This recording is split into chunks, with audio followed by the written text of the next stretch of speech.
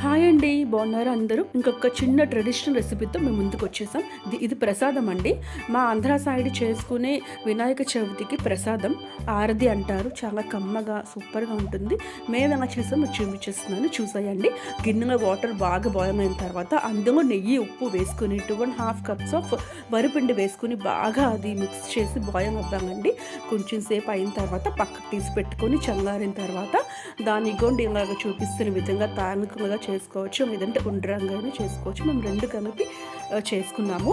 అది పక్కన పెట్టుకున్న తర్వాత ఒక పెద్ద గిన్నె తీసుకుని మళ్ళీ సేమ్ వాటర్ అందులో బాయిల్ చేసుకున్నాక మేము నీకు చూపిస్తున్నాను నేను ఏంటంటే వేసాను. కొబ్బరి ముక్కలు, ఇలాచి పౌడర్, పెసరపప్పు, బెల్లం, డ్రై ఫ్రూట్స్ ఆప్షనల్ అండి, మన ఇష్టం.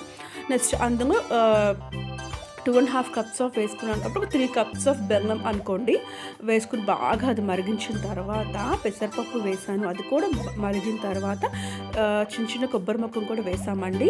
అది కొంచెం ఒక 2 minutes తర్వాత వెంటనే మేము తయారు చేసుకుని పెట్టుకున్న ఉండ్రం అన్నీ అందులో వేసాక ఒక 5 minutes కొంచెం అలాగే వదిలేసామండి.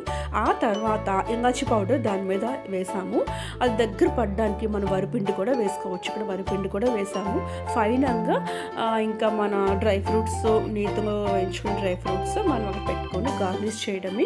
చాలా బాగుంటుందండి, కమ్మగా ఉంటుంది. ఇక్కడ ప్రసాదం మా అత్తమ్మ గారికి ఇచ్చానండి. వాళ్ళని టేస్ట్ చూసి చెప్తా అన్నారు. చేసింది కూడా మా అత్తమ్మ, మొత్తం ప్రసాదం అంతా ఆవిడే చేశారు. సో ఇక చిన్న రెసిపీ మీకు నచ్చితే లైక్, షేర్, కామెంట్ చేయండి, సబ్స్క్రైబ్ చేయండి. Thank you for watching. Bye bye.